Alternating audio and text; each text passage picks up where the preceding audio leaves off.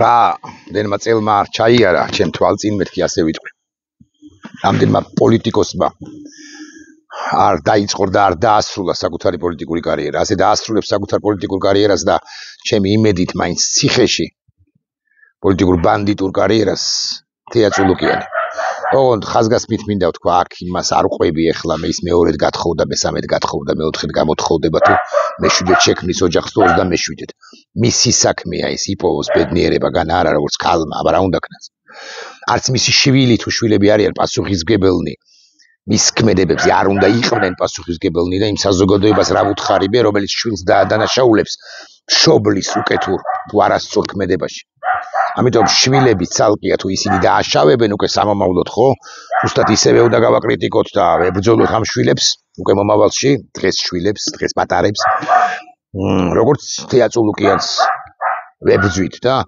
ამარცხებთ ან ვარცხდებით უნდა დავამარცხოთ ყოველ შემთხვევაში თეატროლოგიანი ჯალათია შეფასებითი კატეგორია რამდენიც არ უნდა გაჯავრდეს ამის გამო ხო ის მსახურია ამ რუსული რეჟიმის ერთ-ერთი სახეა და ამავდროულად ჯალათია ის ფსბ-ს წარმომადგენელია რამდენი უცხოური უნივერსიტეტიც არ უნდა ჰქონდეს დამთავრებული და რაც სადაც არ უნდა ემუშავა მას აქამდე ევროპის საბჭოში თუ სხვაგან საერთაშორისო ორგანიზაციებში თუ სხვაგან კარგი იურისტიც რომ იყოს ან საუკეთესო იუსტიციის მინისტრიც რომ ყოფილიყო ის ჯალათია წერტილდასმული ძახილის ნიშანდასმული ამბავია ეს ამიტომ თეატროლოგიის პირადი ცხოვრება არ არის ჩვენი განსახილველი ამის თქმა მინდა კვლავ ვიმეორებ გათხოვილა 3-ჯერ 4-ჯერ 5-ჯერ 17-ჯერ 117-ჯერ იპოვოს ბედნიერება ყველას აქვს ბედნიერების მათ შორის ჯალათებსაც აქვს ბედნიერების ძიებისა და პოვნის უფლება ეს სხვა ამბავს ვიხსენებ აქტუალურს ჩვენ საზოგადოებაში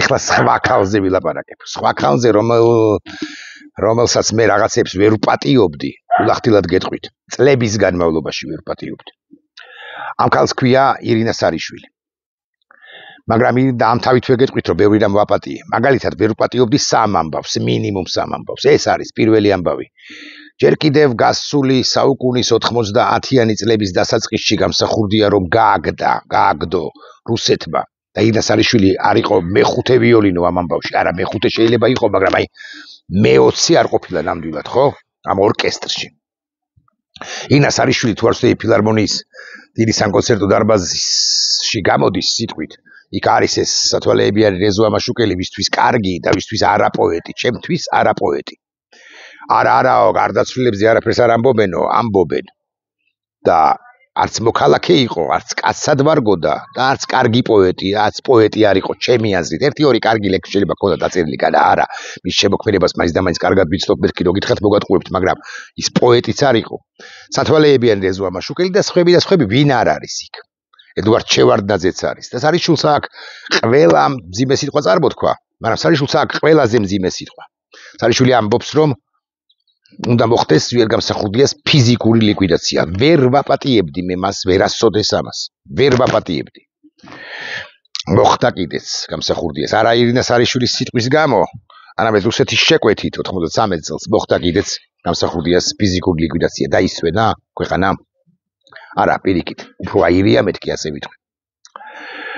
მეორე ამბავი, რასაც ვერ ვაპატიებდი და ვერ ვაპატიებთ, უგლებავთ აწყოში ვიტყვი ამ სიტყვას. ვერ ვაპატიებდი და ვერ ვაპატიებ ირინა სარიშვილს იმ ამბავს, რომ ის არის ერთ-ერთი მათ შორის, ვინც ქართული საზოგადოების ერთი ნაწილი ყოველ შემთხვევაში აქციაზე გასულები პირდაპირ მნიშვნელობით მათ მოუწოდა დაჩოქებისაკენ. ეს არის 90-იანი წლები არ მინდა შებეშალოს წელი, როცა შევარდნაძე გადადგა და აი ეს იმელის შენობა აი დღეს რო ბილტმორია რუსთაველის გამზირზე.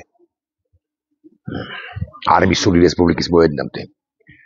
მარქსიზმისა და ლენინიზმის ინსტიტუტი რო იყო დიდი აივანი აქ.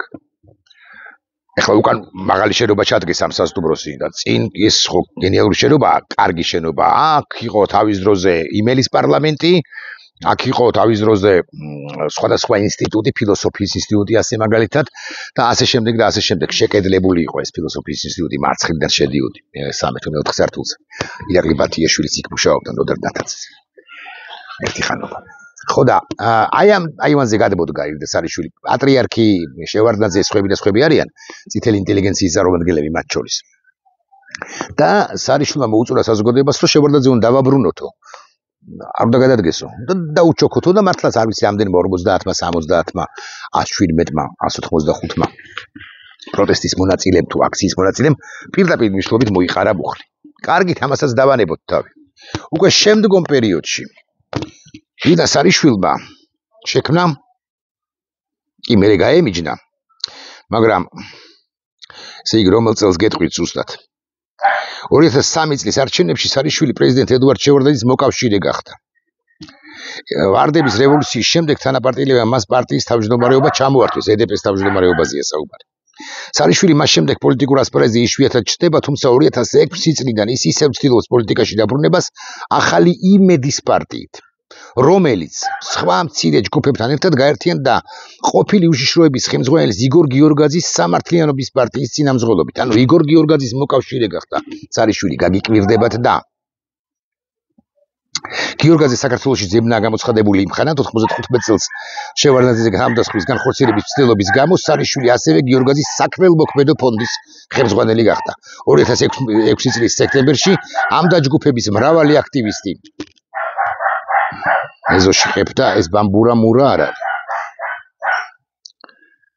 და ლიდერი დააპატიმრეს და სამხედრო გადატრიალების მცდელობის ბრალდებით, მოგვიანებით სარიშვილის განცხადებით ის განუდგა გიორგაძეს, ვინაიდან ეს უკანასკნელი უკვე აღარ წარმოადგენდა აქტიურ პოლიტიკურ ფიგურას, მაგრამ კითხვა ეს არის, რამ გააერთიანა, როგორ უნდა ვენდოთ საერთოდ სარიშვილს, რომ ის იყო ერთი ხანობა იგორ გიორგაძის მხარდამჭერიც, იგორ გიორგაძის თანაგუნდელის, თანამზრახველიც. ეგრე მაგის პასუხია, იგნა სარიშვილი არის ერთ-ერთი მათ შორის, ვინც ნატოში საქართველოს შესვლის წინააღმდეგი იყო, იგნა სარიშვილი არის მათ შორის, ვინც ამბობდა ესე, ნეიტრალიტეტზე ლაპარაკობდა სხვა შორის სულ და ამბობდა ესე დაახლოებით შინაარსი გეტყვით, რომ საქართველოს უნდა კონდეს დასავლური ორიენტაცია განაარა, მაგრამ რუსეთთანაც უნდა დაალაგოს ურთიერთობები და ამისთვის ბელარუსი და აზერბაიჯანი შეიძლება კარგი მაგალითიც არისო. ცდებოდა კი არა, ძალიან ცდებოდა იგნა სარიშვილი. და მე როგორ შეიძლება გული მომიტრიალდეს გამსახურდიაზე ამის თქმელის, ან ამგვარი პოლიტიკის ავტორის თუ თან ავტორის მიმართ ვერ მომიტრიალდებოდა. მაგრამ მას შემდეგ რაც ირინა გავიდა პოლიტიკიდან, მას შემდეგ რაც ეს დაქრივებული ქალი, დაქრივებული, იმიტომ რომ მის თვალწინ მოკლეს და ის მასაც კლავდნენ, ისი მეუღლე გია ჭანტურია. გავიდა პოლიტიკიდან უკვე შემდგომ პერიოდში 2006-დან 7-დან, ხო? მაგრამ აი 90-ში მოხდა ეს ამბავი, 94-ში მოხდა ეს ამბავი, ანუ გიას პრელობა. და ასე შემდეგ, მას შემდეგ რაც მან დაიწყო შვილების გაზრდა, ყვანა გაზრდა და ასე შემდეგ ის არაჩვეულებრივი დედა, რამდენიმე ინტერვიუ ვნახე, მომბალი იგნა სარიშვილის, მე მის მიმართ გული მომიტრიალდა ხაზგასმით ვამბობ. არა, მე არ მომისმენია მისი ბოდიში, გულახდილად გეტყვით გამსახურდიაზე ნათქვამი სიტყვის გამო. არ მომისმენია, მაგრამ მე კვლავ ვიმეორებ ჩემ გულში თითქოს ვაპატიე ირინას. განა არა. და ვთქვი რომ ესეთი შეცდომა, ესეთი არა მსგავსი, უფრო მასშტაბური არა ნაკლებად მასშტაბური შეცდომა ვის არ დაუშვია მეთქი. აი ელდარ შენგელაიარო შევაქე აცგარდასვლილი ცოტა ხნის წინ მასაც ულახდილები თუ ვიქნებით შეცდომა როგორ არა აქ დაშვეული ხსენებულ გამსახურდიასთან მიმართებაში არა ელდარს არა უღია იარაღი. მაგრამ ჩვენ ხო ვიცით საბოლოო ჯამში რომ ისინი შემოქმედებით ინტელიგენცია ლანაც ღმერთმა დიდხანს აცოცხლოს ელდარიც სხვები და სხვები ხო კარგები ცუდები, უფრო კარგები, უფრო ცუდები, უფრო მასშტაბურები, ნაკლებად მასშტაბური, არ ვიცი, ბევრი.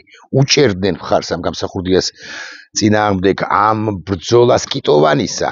ანუ კრიტიკაზე კი არ ვლაპარაკობ გამსახურდიას, რაც ცხადია დაშვებადი იყო და დასაშვები უნდა ყოფილიყო, იქ გამსახურდიასაც თავისი შეცდომები აქვს დაშვებული, ხო? არამედ შეიარაღებულ დაპირისპირებას.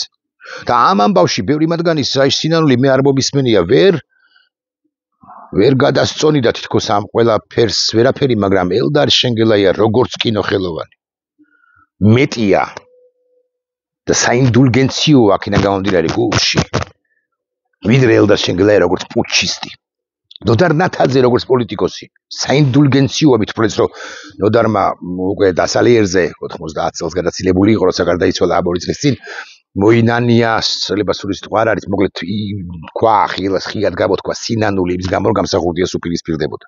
კაკო ბაქრაძე ზე არ თქვა ორი სიტყვა კაკო ბაქრაძესაც აი ლაშასთან ბოდიში მაგრამ ჩემი მოსაზრებით შეცდომა ჰქონდა დაშვებული როდესაც მან მხედრიონს დაუჭირა მხარი ის მხედრიონს რომელიც იმხანაც სულაც არ ჩანდა რომ ის იყო ბანდიტური იქნებოდა ბანდიტური შენაერთი მაგ კაკომ დაუჭირა გულწრფელად ჭადრაკის სასახლეში ბატონ ბაკაკი იყო თუ არა შეცდომა იყო მაგასაც მაგრამ კაკო ბაქრაძე მასშტაბური კაცია ნოდარ ნათაძე მასშტაბური კაცია ელდარ შენგელაია მასშტაბური კაცია ვერ გადასწონა მათმა შეცდომებმა მათივე ღირსებები რომლებიც ჰქონდათ ირინასთან მიმართებაში ადვილით გადასაწონი იყო მეთქი ასე ვიტყვი იმიტომ რომ ირინა არ იყო და არ არის ისეთი მასშტაბური როგორც კაკო იყო ნოდარი იყო ელდარი იყო სხვები და სხვები მაგრამ ირინა იმდენად სწორ პოზიციონირებს ბოლო პერიოდიას თუ სადმე პოზიციონირებს და რაც თავარი იმდენად სწორი მესიჯები აქვს და სწორად ზრდის შვილებს რომ მეგული მომილვა მის მიმართ მეთქი მით უფრო რო საჯარო პოლიტიკაში ის აღარ არის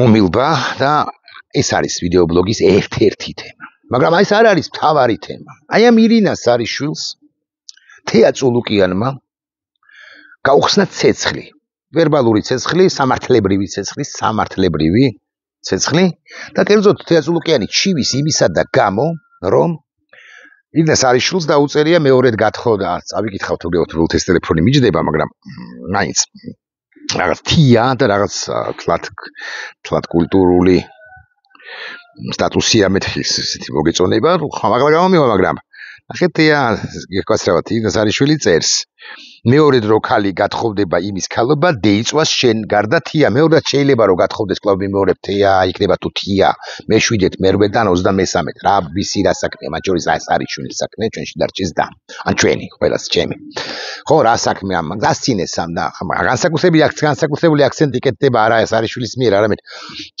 სხვათა მიერ რომ ესეთი ზნა იხმარეს რომ თეამ შეირთო ქმარიო აი ამ შეირთოზე აქ გადაართული ეს და გადაფსიხებული ეს ჯალათი ქალი თეა წულუკიანი რას ნიშნავს მე შევირთეო და ასე შემდეგ.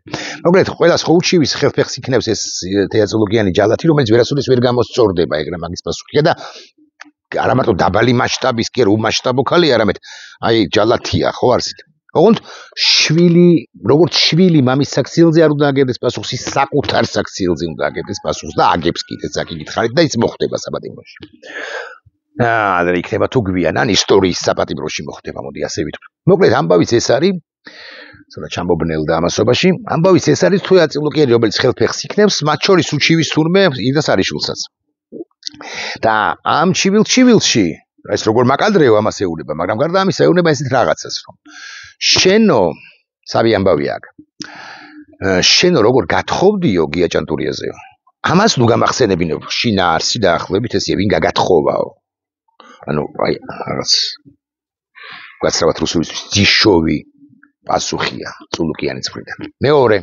რასაც იხსენებს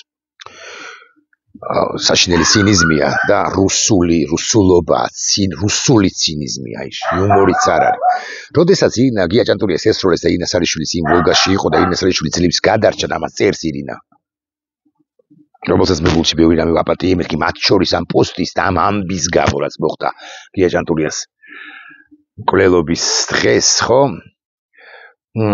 ბარდაჩოკში თუ ბარდაჩოკთან მოკლედ რაღაცა ღიობში შეუყია თავი ირინას არიშვილს მე არ ვიცოდი და პოსტიც მიდასტურებს ამას და ის თეა წულუკიანი თუმე დასცინის ამის გამო ანუ წარმოიდგინეთ ავტომატის ჯერი გადაატარეს იქ ორი ადამიანი მოკვდა მეუღლე ირინასი გია ანუ რომელიც ასევე შეცდომიანი იყო სხვათა შორის აქვე ვიტყვი და ასევე მერაბი გეტყვის რა გვარია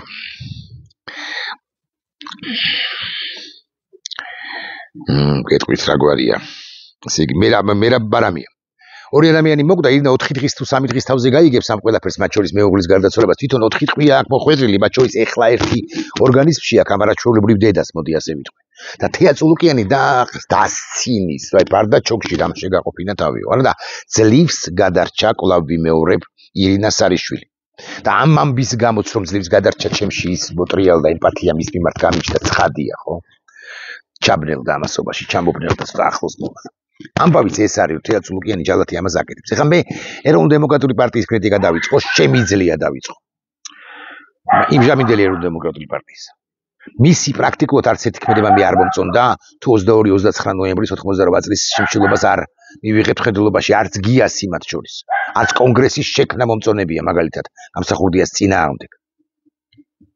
არჩევნებში მონაწილეობის წინააღმდეგ, 28 ოქტომბრის არჩევნების წინააღმდეგ, ცალკეული პოლიტიკოსების შესვლა იმ კონკრეტულ კონგრესში. არც ირინასი მომწონებია, კვლავ ვიმეორებ, არც გიასი, არც ედეპესი გუდავების და გიას მიერ აღდგენილის 80-იან წლებში 91-ში თუ არ ვწდები, 92-ში. თუმცა გიასი ხა რაღაცები უნდა დაუფასოთ, რა საკვირველია, გიას სწორი ქმედებები ჰქონდა, განა არა. ბევრი, ან რამდენიმე. მაგრამ ეს არ არის თავარი ახლა. და არც ის არის თავარი, რაც გიამბეთ, კვლავ ვიმეორებ, აი ემოციურადაც მე ირინასკენ ვარ, რა საკვირველია და რა ჯალათი წულუკიანისკენ, რომელიც არც არასოდეს გამოსწორდება და მასშტაბიც არა, მასშტაბითაც არ არის იმ მასშტაბის რომ შენ მოგიტრიალდეს გული მისკენ და თქვა რომ კი შეცდომები დაუშვია ბევრი წულუკიანს, მაგრამ აი ის გამო რომ ეს გაუკეთებია, მოდი რა მას შევუნდოთ ისტორიაში, ისტორიულად, ისტორიის კონტექსტში, ის დადებითად მოიხსენიოთ. არ არის ის, არ იყო და არ არის, ავიცი. არანაირი მასშტაბის ადამიანი არ არის. მიკრო არის. მაგრამ მე ახლა მასეც თეატრულოგენზეც არ ვლაპარაკობ. მე ვლაპარაკობ ისევ და ისევ ირინას არიშვილზე. და ვეკითხები, ქალბატონო ირინა. კვლავ ვიმეორებ, აი შეცდომები რომლებიც ჩამოვასახელე, მე ამ შეცდომების გამო თქვენ აღარ გაკრიტიკებთ. მაგრამ როდის უნდა მოიღოთ ხმა? და როდის უნდა მითხრათ მე და საერთოდ ქართულ საზოგადოებას რომ ეროვნულ დემოკრატიულ პარტიაში იყო ორი ფრთა, მაინც ესე უნდა ვთქვა. ფრთა ერთი და ფრთა მეორე, რატომაც განათდა. რატო პირველი ფრთა და მეორე ფრთა. ხობა ღრუბელი იყო და გადაეფარა და ეხლა გადმოეფარა, გადავიდა. ერთი ფრთა, ფრთა გიასი შეცდომიანის, მაგრამ პატრიოტების. თქვენ ამ ფრთაში ხართ. და მეორე ფრთა, რომელშიც იყვნენ როგორც ჩანს მინიმუმ 3 ადამიანი. ეს არის გია კობახიძე, რუსეთის სამსახურში მყოფი და ეს როდის უნდა თქვათ თქვენ, რომ გია კობახიძე, რომელიც ედეპეში იყო მესამე ეშელონში, მაგრამ მაინც ის იყო და ეხლაც არის რუსეთის ფრთა. ეს არის თენგიზ შარმანაშვილი, მეხუთე ფრთა, მეხუთე ეშელონი, მაგრამ რუსეთის ფრთა. და ეს არის გიასთვის ძვირფასი ირაკლი ქადაგიშვილი, მესამე ალბათ მაინც ეშელონი. იმიტომ რომ პირველი შვილი მაინც გია ჭანტურია. ასე ვიტყვი, გია ჭანტურია და ვანო არიან, ოხუნაიშვილი, ხო?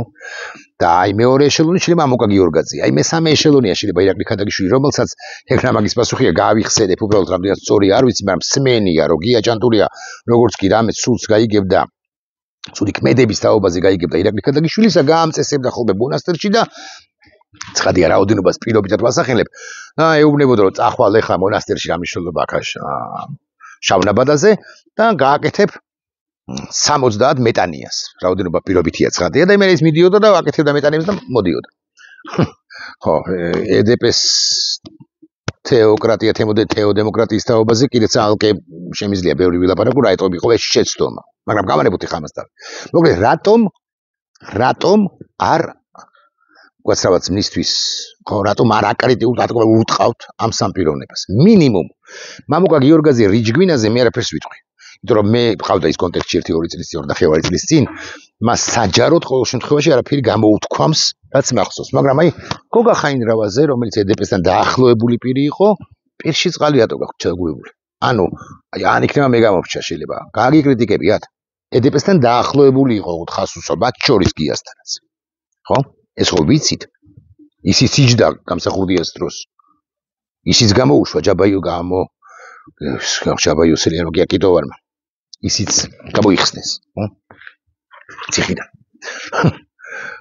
და გიას დაკავებას ამბავი, ხო, ეს გამსახურდიას შეცდომა იყო, რასაკვირველია თვითმფრინავის ამბავი, თვითმფრინავის ინციდენტი. რასაკვირველია, მაგრამ მოსკოვებში რატო დადიოდა მეთქი, გია მეთქი, ამას ხა აღარ გკითხავთ, მაგრამ ეგ აღარ არის მნიშვნელოვანი, კარგით.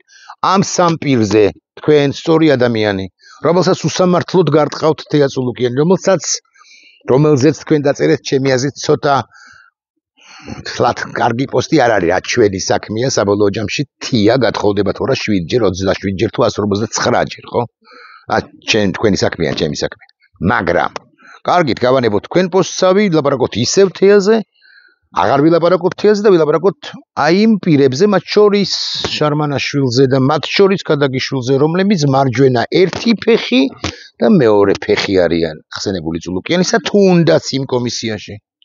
და ხომ არ არის და სათქმელი რომ EDP-ში ჯერ კიდე მაშინ როცა თქვენც იყავით EDP-ში იყო მინიმუმ 2 ფრთა ერთი რუსების აღმოჩნდა რომ რუსების ესე ვიტყვი და მეორე ქართველების აი გურამ ჩახვაძეზე ხო არაფერს არ ლაპარაკობ არაჩვეულებრივ კაცი ბევრს ამ ადამიანის ამგონასკრის გვარსახელი არ ეცდობა 100-დან 97 თუ მეტყვის რომ თუ 3 თუ იტყვის რომ ვიცნობ ირაკლი მელაშვილი მაგალითად იტყვის რომ დასაკვირველია ან სხვები იმ დროინდელები ხო ირაკლი კაკაბაძე მაგალითად მაგრამ 99% ხო არ იცის ვინ არის გურამ ჩახვაძე 97 გოგნიაშვილზე გიორგიზე ხო არ ლაპარაკობ არაფერს პირიქით ამ დიდ ტრაგედია გამოვლელ კაცს მხოლოდ მე შორიდან ვიცნობ საერთოდ მეგობრები გყავს ჩვენ მაგრამ ხო პატივისცემას უდასტურებ გურამ ჩახვაძე გოგნიაშვილი მათ შუქკარდავა მე იმ პერიოდიდან არ მახსოვს გულახდილად გეტყვით აქედან გამომდინარე თან არც გარდაცვლილია და მას სწორი პოზიციები ჰქონდა ბოლო პერიოდში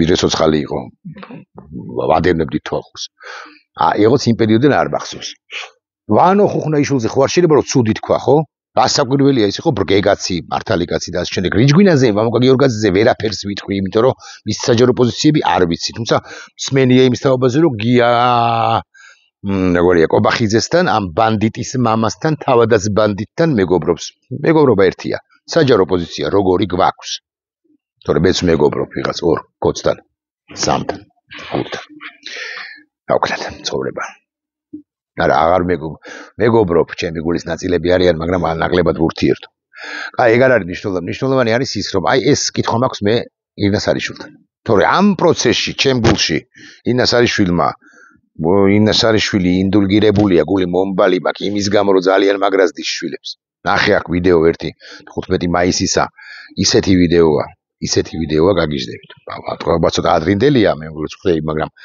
ცოტა კი არა გვარიანად ადრინდელია მაგრამ მნიშვნელობა კაპინულია და ისე ზრდიდა და ზრდის შვილებს რომ გაგიხარდება კაც მაგრამ ეს სამი პოზიცია მისი გავიხსენე მაგრამ აგიგითხარით ჩავფარცხე გულში ჩავფარცხე მით უფრო ჩავფარცხე აი ის გამო რომ ეს ბანდიტკა რეებს არ ახსენებს ბარდაჩოქში რატო შეყავი თავიოთ რაჟოკი დააცალეს ვოლგას კლავდნენ და მოკლეს კიდეც 2 ხო გია და წარმოიდგინეთ ამ ქალის ირინას არიშვილის ტრაგედია ეხლა უკვე მას არ მიმართავდა საზოგადოებას ამბავი წარმოიდგინეთ თქვენ რომ გესროლონ ეს როგორც ესენი ხო არამორალურები არიან ანუ წილუკიანები და სარიშვილები ეგრე მაგის პასუხია შარმანაშვილო თენგიზ ან ქადაგიშვილო ირაკლი წილუკიანის ამ ცინიზმზე ხმა არ უნდა მოიღო და არა როგორ ამოიღებთ კაცობა სადღა არის ქართულ ოცნებაში კი არა საერთოდ ჭავჭავაძის საზოგადოების გახსენება შემიძლია იქაც ბევრი იყო შეპარული არ გეგროთ რომ მარტო EDP-ზე ვლაპარაკობ შეპარული მაგრამ იყო რამდენიმე ღირსეული ადამიანი თამრიკო ღირსეული ადამიანია